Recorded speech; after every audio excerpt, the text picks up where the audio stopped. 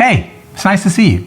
I've tried over 10 new earbuds over the past year to determine which earbuds are best for the money. These are 5 earbuds that I picked to compare due to price, features, design, and also popularity. So many people gravitate to AirPods for a number of reasons, but there are other earbuds that I like even better, and some are even cheaper. Now first, let's discuss the comfort on the earbuds and see which ones are the most comfortable. Comfort is subjective, so this is how they are for me. The Apple AirPods Pro 2 comes with 4 tips, and if you're using an iPhone, you can run a calibration test to see if you're wearing the best tips. Even with that, I don't think they're very comfortable for long sessions. After a few hours, I do start to feel listening fatigue and a little bit of pain in my ears.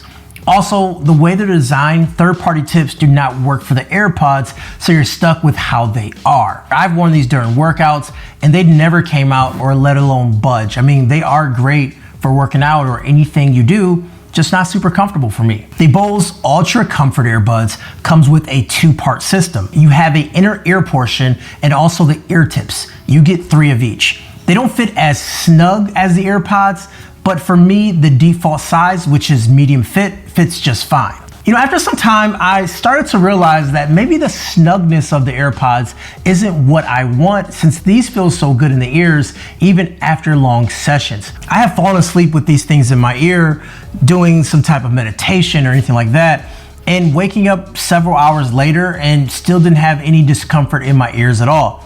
When I did the same thing with the AirPods, I woke up in so much pain. I mean, my ears were sore probably the rest of the day. Now, these are not the best for working out, but I am able to work out in these. I just have to make some adjustments mid-workout. And if you ever do anything like jogging or running or hitting golf balls, they may fall out. These are the Sony XM Mark Vs, and they have 1 tip portion just like the AirPods. And just like the AirPods, they just squeeze into your ears. But surprisingly enough, I do find them more comfortable than the AirPods. But to take comfort further, you do have 4 tips in total with an added extra small. They also are generic in size, so you can replace the tips. Now, I did replace them with a company called SpinFit. These are third-party tips that make fitment even better. Even with swapping these tips out, working out in these buds in the ear didn't give me any problems at all, and I do think there's some pretty solid workout earbuds. These are the Beats Studio Buds, the smallest earbuds on the list, and technically they're made by Apple since Apple owns Beats, but just like AirPods, they are designed to squeeze into your ears. Comes with 4 tips, just like AirPods, but they are not super comfortable to me as well. They're very small and lightweight, and that definitely does help since you truly don't feel them in the ear after longer periods, but that constant squeezing, if that bothers you, that will kind of ruin the experience for you just a little bit. And finally, we have the cheapest on the list, the Soundpeats Air 4. With a design similar to AirPods, I found these the least comfortable. The tip that the material is made out of collects debris easier, and it has this like rubbery feel. And once again, they shove right into your ear canal without any additional supports. And I'm not sure if it's the material, but they never feel 100% snug. They don't really seal. And because of that, I found them bouncing around a bit during workouts, which in turn doesn't make them as comfortable as others, as they don't feel as secure. All right, now that we got comfort out of the way, we got to discuss the sound quality on these earbuds. Now, first starting with the AirPods Pro 2. You know, I think AirPods sound very good. Now, with the inclusion of spatial audio, it brings a whole new depth to music. The one thing that is lacking for me are the lows. And sadly, since there are no EQs, you're stuck with the sound profile, which to me takes these earbuds down a notch. I still find music enjoyable, but most of the time when I put these earbuds on, it's not really for enjoying the music, but more so just hearing my music, working, or listening to a podcast. Now, Bose has been known for sound quality for many, many years, and the same is true with these buds. Music listening is downright enjoyable. It has Bose signature sound profile, which is clear through all the ranges. I find the voice on podcasts to be very clear, like you're in the room with that person. And just like AirPods, it has native spatial audio support, which further enhances the sound depth, and also EQs to adjust the sound. I did knock the bass up a couple notches, and it made music perfect for me, but there's also preset EQs too. The Sony XM5 earbuds are also exceptional. And I think the bass gets even deeper than the Bose as well, but it does sacrifice some of that clarity. And the funny thing is, when I reviewed these last year, I didn't think they lacked any clarity at all until I used the Bose. And then I was like, okay, there are levels to clarity. And so the Beats Studio Buds out of the box come very heavy on the bass side with the highs turned up, which for working out, I do enjoy. It helps me feel my music and it's fun to listen to. But as far as accuracy, they're definitely not that. But I do enjoy them for what they are. There aren't any sort of EQs built in, so you're stuck with that sound signature that Beats are known for, which isn't a bad thing, but it's not really realistic. And finally, we have the Soundpeats Air 4 Pro, which sounds like the Beats a little bit. Now for listening to high tempo fun music, they sound fine, and I wore them during a few workouts and they were thumpy, which I expected. Now they're a bit more muddy on the mids and a bit more exhausting on the highs, but I think majority of people wearing these buds wouldn't have an issue with the sound quality, especially paying $70.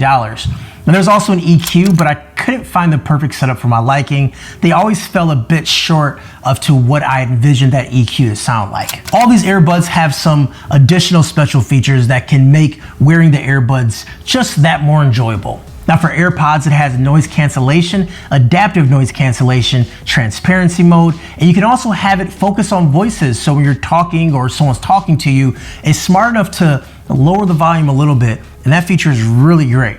Now, I think these features are done so well, and honestly, I miss them when I'm switching to different earbuds. You can also wirelessly charge the case as well using standard Qi or also MagSafe. It also has the Find My feature helping you find your case, but also each individual earbud too, and this comes in clutch so much. The Bose really doesn't have any special features outside the normal noise cancellation and transparency mode, but it does allow you to make your own custom modes so you can tune in how much noise cancellation you want. And I do like having those profiles so I don't have to dial in noise cancellation or anything like that. It's just ready to go when I'm doing that activity. The XM5 actually has a ton of features and their software is super packed.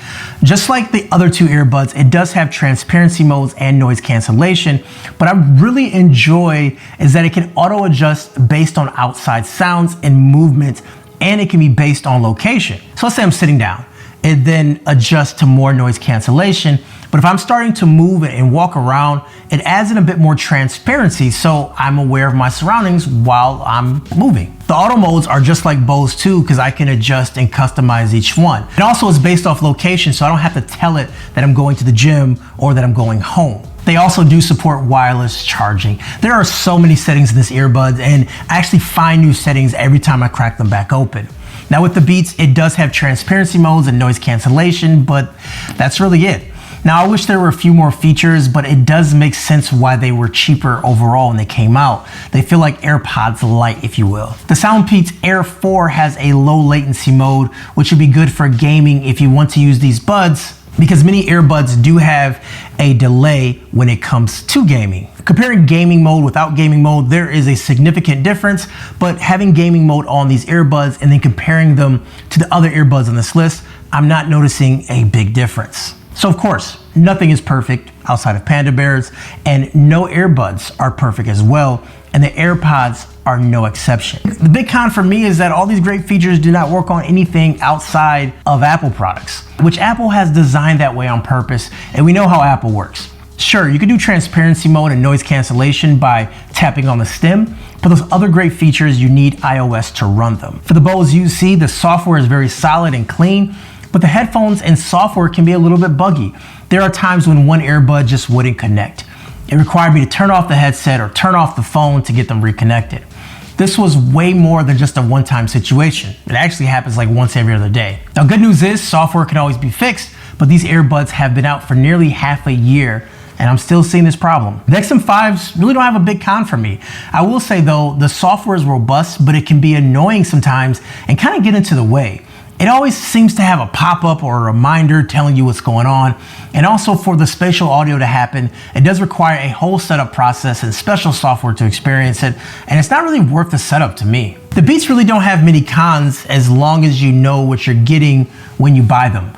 They don't have a large feature set, and they're sort of just there, and what you get is what you get. And if you're okay with that, then that's not a problem. Now for the Soundpeats, it's low-hanging fruit to say the con is, sound quality and things like that. But at that price, they really don't have a ton of cons. One thing I'm noticing, the software does feel a little bit janky, to be 100% honest. I did use the software on Android and iOS, and the Android version did have a lot of crashes, and the iOS version didn't crash much, but it's not really a pretty piece of software. I don't know about you, but I take a lot of phone calls using earbuds, and microphone quality is something that is very important to me. These are the AirPods 2 Pro audio quality in a quiet room. This is how it sounds when you are speaking in a normal conversational pace, like you're on the phone in an office or anything like that. So let me know what you think about the audio quality here on these headphones. Sony did talk about microphones and noise cancellation, and also that these are great for taking phone calls or doing Zoom videos. So this is the audio quality coming out of the Bose Ultra Comfort earbuds. Do they sound good? Do they sound bad? None of that stuff has actually happened, so I think they're okay. Audio quality on the Beats Studio Buds Plus. These have 6 microphones built in to them, so you should have better audio quality. So let's talk about battery life. The AirPods Pro 2 gives you 6 hours of battery life for each earbud. The Bose UC gives you 6 hours as well, but only 18 total hours of battery life. The Sony XM5s, I was getting around 6 hours of battery life. The Beats is 8 hours with 24 hours using the case. And rounding up the list, we have the Soundpeats, which is 5 hours with ANC off. But once you turn on ANC, you get around 4 hours and then 20 hours. So the AirPods Pro 2 retails for $250, but as of right now, you can get it for $189 at Best Buy, which if you use my link down below, you get the best possible pricing. The Bose UC are currently $249 at Best Buy, and since they are newer, don't expect the price to be as low as the AirPods Pro 2, which has been out for a few years now. The Studio Buds Plus will set you back $130 from the $179 retail pricing. XM5s retail for $300, but are currently $50 off. And the Soundpeats 4 are $75, but the price shifts a lot on Amazon, and you can find them as low as $70, but I've seen them even lower under those lightning deals. Now, for a lot of Apple users, they will default to the AirPods, and I think at this price, right now, the AirPods Pro 2 is very approachable for most people. I do think that's a safe choice, especially if you want a good all-around earbud that connects to all your devices without any hassle. However, if you want something with better sound, then I love the Bose as a great option, especially its sound profiles and great noise cancellation. The XM5s are also a great option, but the price should be a bit lower for them being nearly a year old.